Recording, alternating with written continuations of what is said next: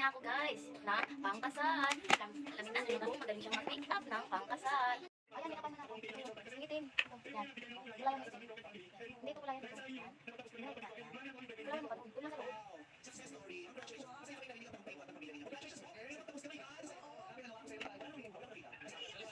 Tingnan ang make-up mo. Sabi ko, pangkasal na make-up. Bakit pang-Halloween naman ang pinang-make-up mo sa akin, Eme?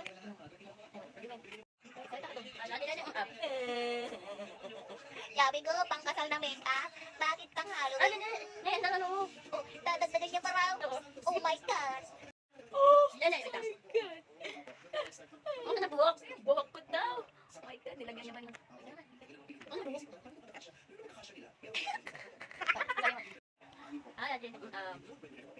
Kung gusto niyo magpa-makeup, mag-PM lang kayo. At may make-upan kayo.